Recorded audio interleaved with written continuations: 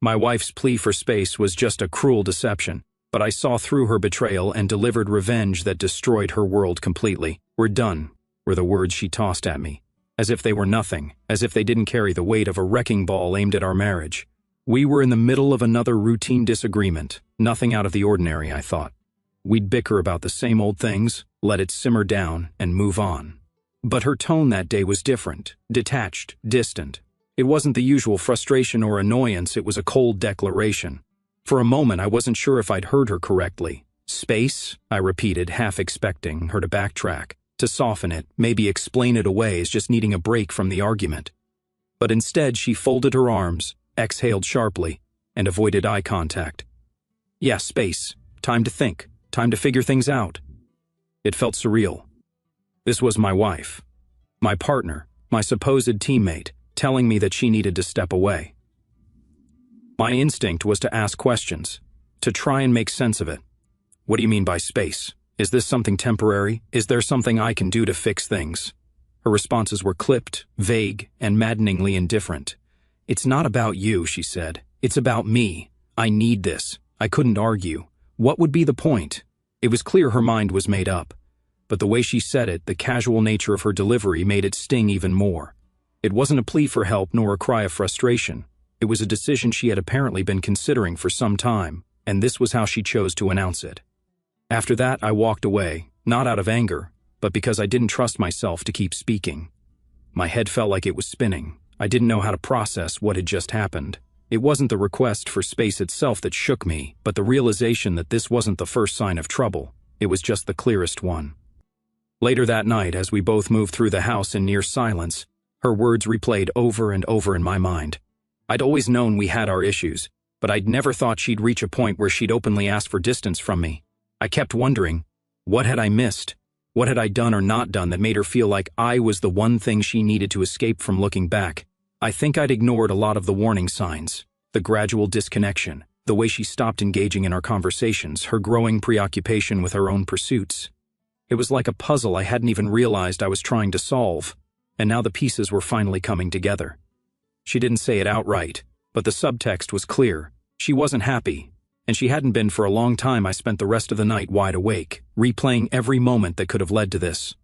I thought about the arguments, the compromises, and the sacrifices. I thought about the times I'd swallowed my own needs to prioritize hers, assuming it was what a good husband was supposed to do.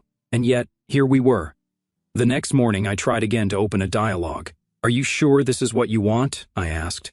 I wanted to believe that maybe she'd reconsider, that maybe we could work through this together. But her response left no room for hope. "I just need time," she said, as if it were that simple. It wasn't simple for me. This wasn't how I envisioned my marriage going. I wasn't the kind of person who gave up easily, especially not on something or someone I'd invested years of my life in. But as I sat there, staring at her, I realized something I hadn't before. She wasn't just asking for space, she was telling me that she was done trying. Whether she said it outright or not, her actions spoke louder than her words ever could. That was the moment I stopped asking questions. If space was what she wanted, then space was what I'd give her, just not in the way she expected. After that conversation, the silence in the house wasn't just uncomfortable, it was suffocating.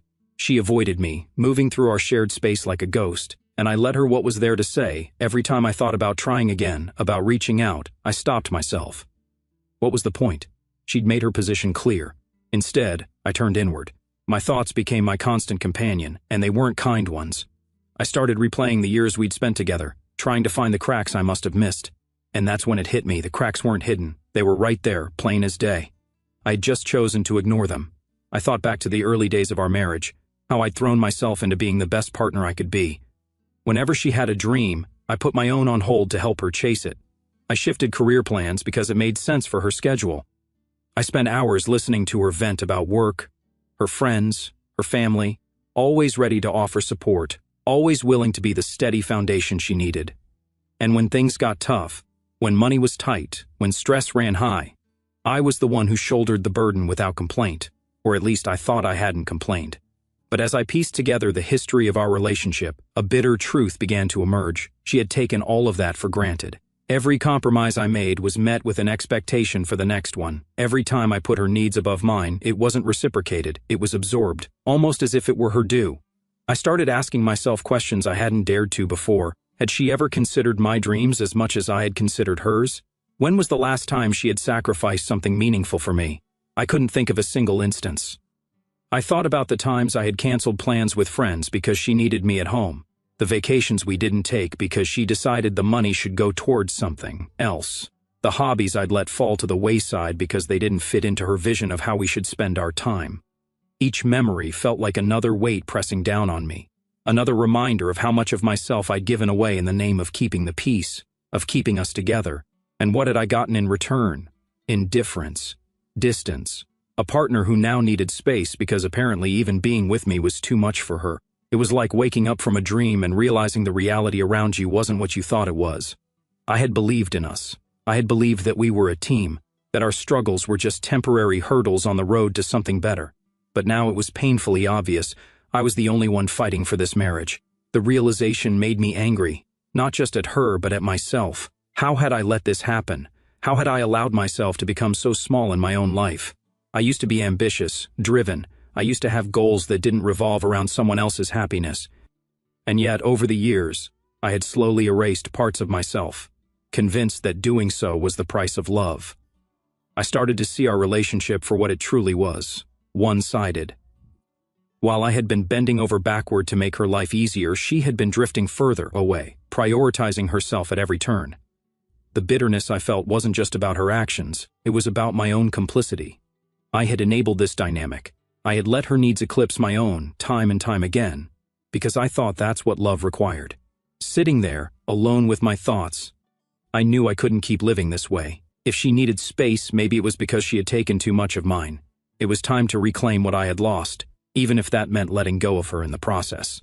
I wasn't sure how to do it yet, but one thing was clear. The sacrifices I'd made for her weren't going to define me anymore. After days of reflection, the anger and bitterness started to settle into something sharper, clarity. I realized I couldn't change her mind. That wasn't my role anymore, if it ever had been. What was left for me to do? Keep chasing after someone who didn't want to be caught? Keep pouring everything I had into a relationship that had become nothing but an empty shell? No, that wasn't going to be my story. The first step was a decision, not loud or dramatic, but resolute. I was done trying to fix things for her. If she needed space, she'd get it, but it would come on my terms, not hers. For years, I'd been the one to bridge the gaps, to smooth over the cracks, to make sure everything kept moving forward. That wasn't my job anymore. She'd asked for time to think? Fine. I'd use this time to reclaim my life. It started with small but deliberate choices. I stopped chasing after conversations, no longer the one to fill the silence between us. The quiet was heavy at first, awkward and suffocating, but I refused to break it. If she wasn't going to talk, neither was I. For the first time in a long time, I let her feel the distance she'd been creating for years. From there, I began to dismantle the framework of our shared life, piece by piece. The bank accounts were the first to go. I removed my name from anything joint and ensured my financial independence. I wasn't cruel about it, but I was firm. I'd spent enough of my money supporting her whims and wants while ignoring my own. That era was over. Next, I started reclaiming the house. It had always felt like our space, but as I looked around, I realized how little of it actually reflected me. Almost everything, every piece of decor, every arrangement, was something she had chosen. I cleared out the things that no longer felt like they belonged. Her stacks of books and personal touches began disappearing into boxes. I didn't do it out of spite. I did it because I needed to make the space my own again. Emotionally, the hardest shift was letting go of the instinct to care. For years, I had made her needs my priority. If she seemed upset, I'd ask what was wrong. If she was overwhelmed, I'd step in to help. But now, when she came home looking exhausted or stressed, I stayed silent. When she sighed dramatically, waiting for me to ask what was bothering her, I didn't bite. It wasn't about being unkind. It was about unlearning the role I'd played for too long. The first time she noticed, she confronted me. "Why are you acting like this?" she demanded, her tone sharp with irritation. I met her gaze and said, "I'm respecting what you asked for. You said you needed space and I'm giving it to you." She blinked, caught off guard by the simplicity of my answer. For once, I wasn't arguing or pleading. I wasn't trying to solve anything. I was just done. Her reaction was telling. She seemed confused, maybe even angry, as if she hadn't expected me to actually take her request seriously. But I didn't owe her an explanation beyond what I'd already said. If she wanted space, I was more than willing to let her have it, all of it. Each day, I felt a little stronger. Each decision I made felt like a piece of myself coming back. The sacrifices I'd made in the past no longer felt like badges of honor. They felt like weights I was finally learning to set down. This wasn't about punishing her or even about saving myself. It was about something simpler, reclaiming the respect I had lost somewhere along the way. By the time she noticed how much had changed, how much I had changed, it was too late. I wasn't the same person she had taken for granted all those years. I wasn't waiting for her approval, her gratitude, or her attention. I was focused on one thing and one thing only, moving forward without her holding me back. It didn't take long for her to notice that things were shifting. At first, she seemed indifferent, as if the changes I was making didn't matter. She still moved around the house with the same detached attitude, still avoided meaningful conversations. But when she tried to withdraw money from the joint account one evening and found her access revoked, everything changed. She stormed into the living room, holding her phone like it was evidence in a trial. "Why can't I access the account?" she demanded, her voice sharp, almost incredulous. I didn't look up from what I was doing. "I separated our finances," I said simply. "You wanted space, so I figured it made sense to make things clearer." Her face shifted from confusion to anger. "You can't just cut me off like that. We're married. This is our money." I set my book down and met her glare head on. "It hasn't felt like our anything for a long time," I said. "You've made it clear you want space. I'm just giving you what you asked for." Her jaw tightened, and for a moment I thought she might argue further, but instead she spun on her heel and left the room. It wasn't the last confrontation, though. It was just the beginning. Over the next few days, she grew increasingly confrontational. She accused me of being cold, of punishing her for asking for what she needed. "You're acting like I'm the enemy," she said one night, her arms crossed tightly over her chest. I shook my head. "I'm not punishing you. I'm respecting your wishes. You wanted distance, so I'm stepping back, that's all." Her frustration mounted. She wasn't used to this version of me, the one who didn't bend to her emotions, who didn't rush to smooth things over. For years, I had been the one to de-escalate conflicts, to bridge the gap when things got tense. Now, I let the tension sit. If she was uncomfortable, that was her problem to solve. The arguments came in waves, each one more intense than the last. "You can't just erase me like this," she shouted during one particularly heated exchange. "This is still my home, too." I stayed calm, though my patience was wearing thin. "No one's erasing you," I said. "But if you don't want to be part of this marriage, then I'm not going to keep living like I'm the only one holding it together." That seemed to sting. For a moment, she looked like she might say something, but then she turned away, retreating to the bedroom and slamming the door behind her. The sound echoed through the house, a fitting punctuation mark to yet another unresolved fight. It was strange watching her react to the very thing she'd asked for. She claimed she wanted space, yet when I started creating boundaries, financial, emotional, and otherwise, she seemed outraged. It was as if she hadn't considered what space really meant, or what it would look like when I stopped being the man who always gave her what she wanted. As the days turned into weeks, her anger began to wane. The shouting matches became fewer, replaced by quieter moments of discomfort. She started watching me more closely, as if trying to figure out what had changed.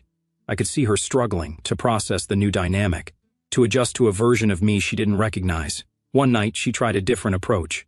"I never wanted it to come to this," she said softly, sitting across from me at the dining table. Her tone was almost conciliatory, but there was still an edge of defensiveness. "I just needed some time to figure things out. I didn't think you'd shut me out completely." I looked at her, really looked at her, and for the first time in a long time, I didn't feel the need to fix things.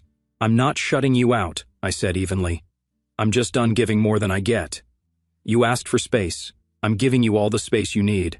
Her expression faltered, and for a moment I thought she might apologize or try to explain herself. But instead, she just nodded, her lips pressed into a thin line. She looked tired, almost defeated, but I didn't offer her comfort. That wasn't my role anymore. The quiet that followed our last conversation wasn't an ending, it was a transition. I could feel it in the air. There was no more shouting, no more accusations hurled in frustration. She wasn't trying to argue or guilt me anymore, but that didn't mean she'd accepted things. Instead, it felt like she was waiting, watching, hoping I'd snap back to the man I used to be, the one who would bend, the one who would do whatever it took to fix things. But that man was gone, and I wasn't about to bring him back. I started taking the next steps to separate our lives, both practically and emotionally. It was methodical, almost mechanical, but there was a strange sense of relief in it. Every small action felt like reclaiming a piece of myself I'd lost somewhere along the way. The house, once a shared space, became my focus.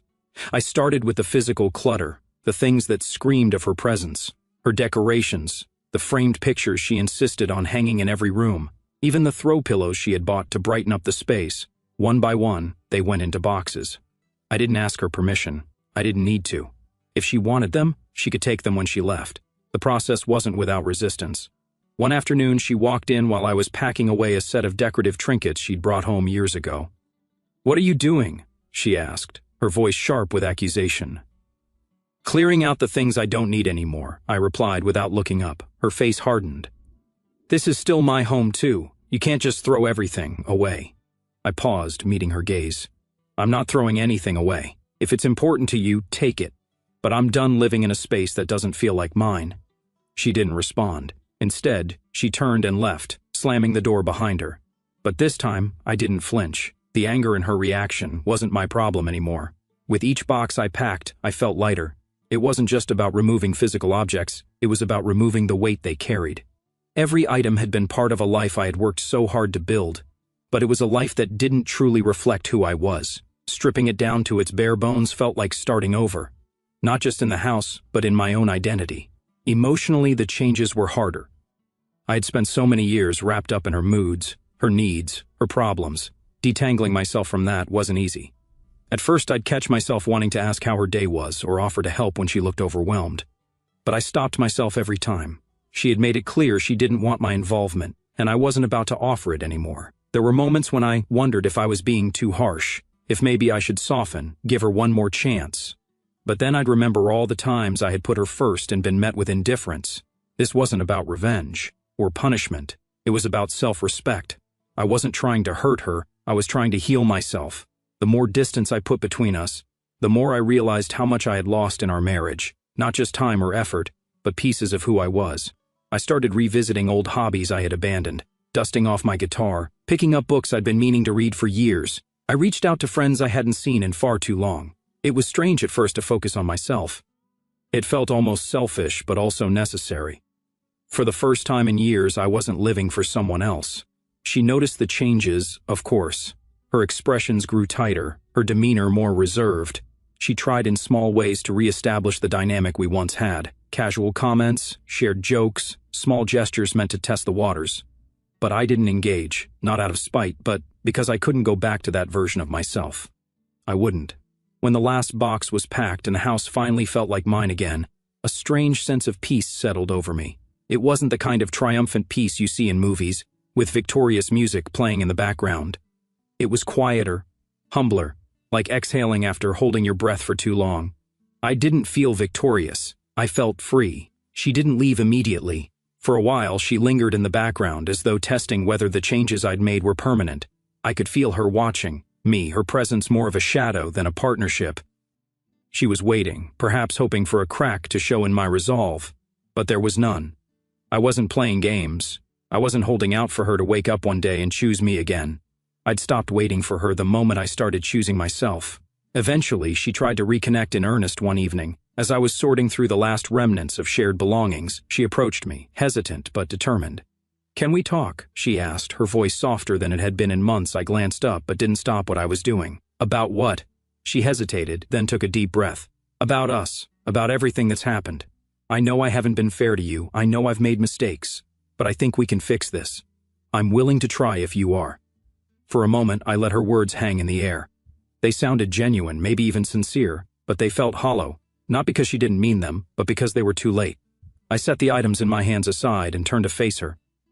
"I appreciate you saying that," I said, keeping my tone calm and measured.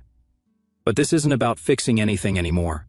I spent years trying to fix things that weren't mine to fix, and I lost too much of myself in the process. I can't go back to that." Her expression faltered. "But I'm willing to change," she insisted, her voice trembling. "I can do better. We can be better." I shook my head. "You had the chance to change. I gave you every opportunity, more chances than I should have, and you made your choice. Now I'm making mine." Her eyes filled with tears, but I didn't flinch. I'd cried enough for both of us over the years. I wasn't angry at her anymore, nor was I resentful. If anything, I felt a tinge of sadness, not for the end of our marriage, but for how long it had taken me to see things clearly. That night, she packed a bag and left without another word. There was no dramatic farewell, no lingering moment of regret, just the sound of the door closing behind her. And with that, it was done. The days that followed were quieter than I had anticipated. The house felt empty at first, almost eerily so, but as the silence stretched on, it stopped feeling oppressive. It started to feel like something I hadn't experienced in years: peace. I began to reclaim my routines, filling the space she left behind with things that mattered to me. I picked up hobbies I'd long abandoned, spent weekends with friends who reminded me of who I used to be, and made plans that didn't revolve around anyone else's schedule but mine. It wasn't an instant transformation. There were still moments when the old patterns tried to creep back in, but each time they did, I reminded myself why I'd made the choices I had. The house, once a battleground of tension and unmet expectations, became a sanctuary. I rearranged the furniture, painted the walls, and turned it into a space that reflected who I was now, not who I had been in the shadow of our marriage. It felt good to see my own identity in the things around me, to wake up every day in a place that finally felt like home. She reached out a few times in the weeks that followed, testing the waters with messages and calls. I responded politely but firmly, keeping the boundaries I'd worked so hard to build. I wasn't cruel, but I wasn't open to revisiting the past either. For her, this might have been a chapter she wanted to rewrite. For me, it was a book I'd closed for good. As time passed, I realized something that surprised me. I didn't miss her, not the way I thought I would. What I missed were the parts of myself I'd given up for her. And now that I had them back, I didn't feel the need to fill the void she left. I wasn't lonely. I was free. Life moved on, and so did I. The space she'd asked for had given me something far more valuable than time apart. It had given me a chance to rediscover myself. And as I stood in the quiet of my home, surrounded by the life I was rebuilding, I realized I wasn't just surviving anymore. I was living. And for the first time in years, I felt whole. Our story has come to an end. If you've made it this far, how about subscribing to our channel? It helps us immensely. I've selected 2 other videos for you that I'm sure you'll enjoy. Feel free to click on them. I'll be waiting for you in the next story. See you soon.